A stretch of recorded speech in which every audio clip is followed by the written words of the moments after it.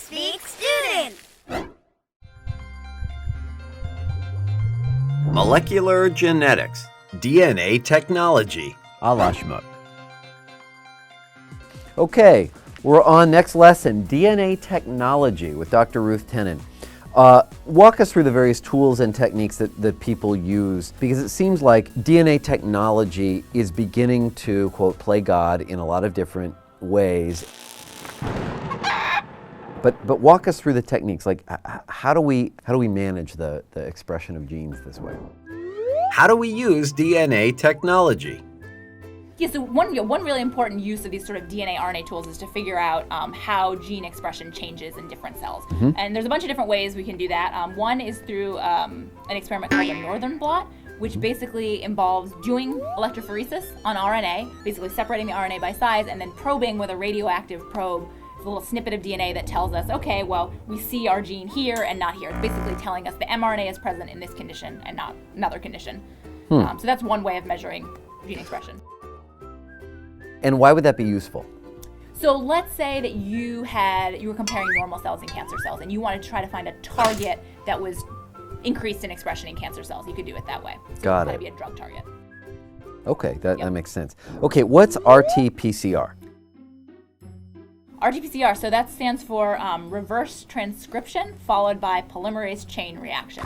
So yeah, it's kind of a mouthful. Yeah, so say that 3 times fast, yeah. The RT step, the reverse transcription, basically means turning RNA back into DNA. So that's kind of backwards from what we learned before. Usually DNA gets turned into RNA, but there are enzymes called reverse transcriptases that can do the reverse.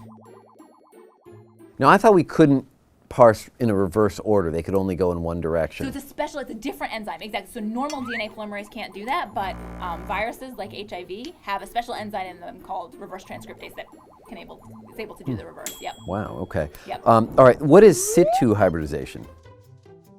So in situ hybridization, yep. Oh. So that's basically a way of looking at where RNAs are located inside of cells. So rather than just looking at expression levels, you can see kind of locations of the RNAs as well. Wow, cool. Okay, another $5 word. DNA microarray.